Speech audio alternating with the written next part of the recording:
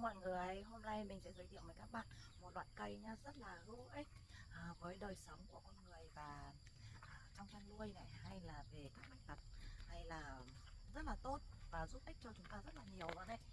Mọi người cùng theo dõi với mình nha.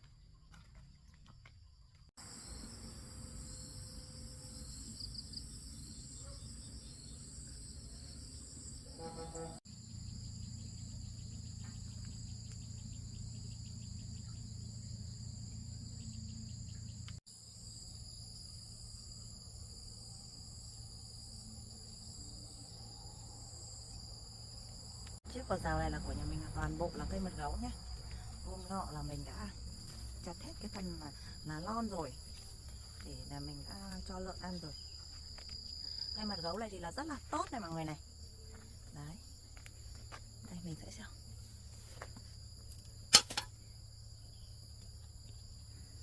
Đây, cây mật gấu này là có vị đắng, rất là đắng này. Thân cây mật gấu, rễ cây mật gấu rất là tốt. Đây, cây này vào đời sống của mình rất là thiết thực này. Lá của nó này có thể chúng ta sẽ làm rau ăn nhá.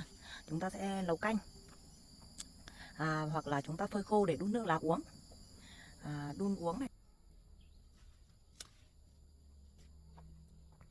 Đây, đây là cây mật gấu này, mọi người nhìn đấy, rất là tốt nha mọi người nhé. Cây này, lá này chúng ta có thể phơi khô đun uống này, hoặc là chúng ta sẽ là để nấu canh này, nấu canh đắng này, ăn vào nó có vị đắng và ngọt hậu, rất là tốt, tốt cho những người mà bị bệnh đại tràng, thì đây hỗ trợ chúng ta và hỗ trợ và điều trị bệnh đại tràng này, và những cái bệnh về đường ruột, rất là tốt luôn. Riêng chúng ta cứ về đun nước uống, hãm như hãm trà nhé mọi người nhé. Riêng về thân của cây mật gấu này này mọi người ạ.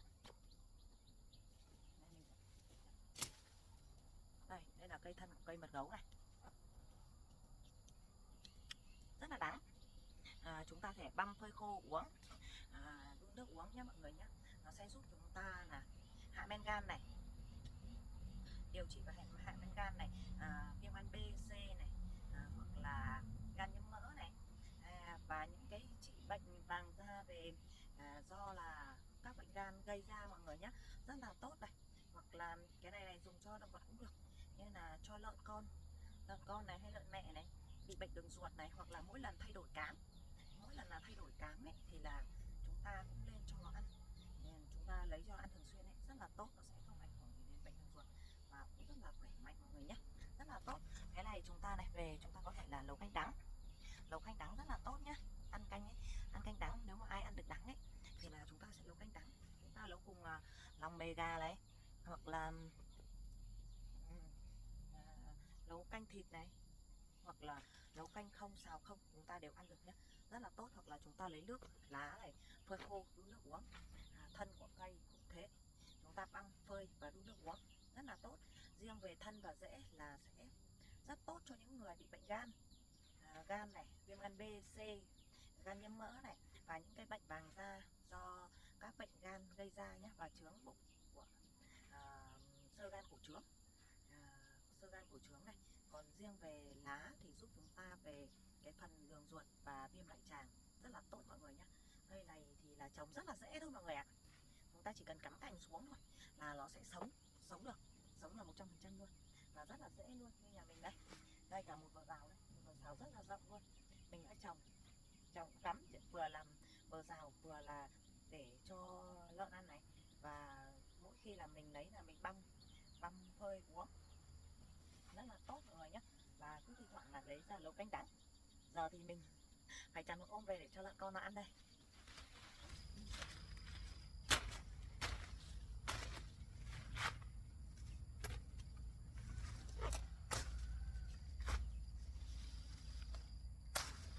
Đây, con lá mơ, đây là lá mơ này mọi người này.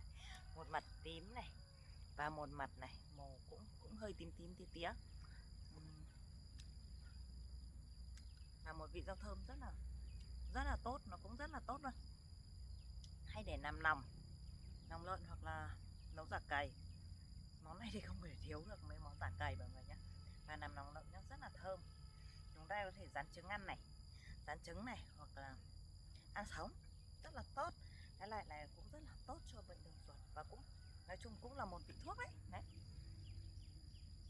rất là thơm và mọc cũng rất là dễ thôi.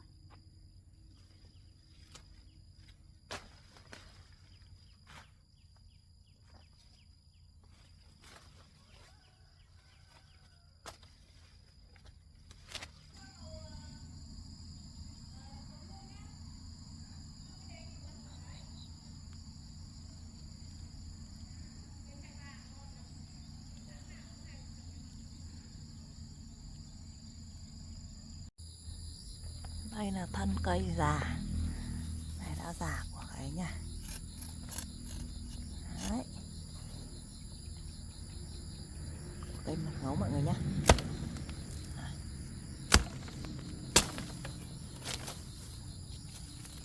Đây, chúng ta sẽ lấy những cây già này về chúng ta băm ra. Chúng băm ra chúng ta để làm đun nước uống.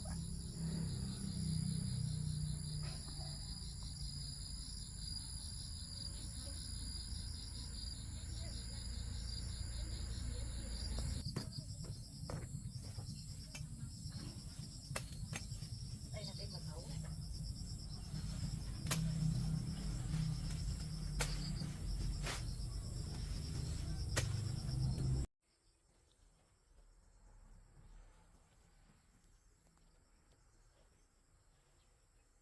Đây, cây này rất là đắng này và rất là tốt nhé mọi người nhé. Đấy, ai bị gan ghép là uống này, thân cây này, rễ cây này chúng ta thể là phơi ra uống này, hoặc là những cái ngọn này, rau này là chúng ta sẽ hái về để chúng ta ăn làm rau nhé. Đây là tôi đang lấy về để chặt về để cho lợn.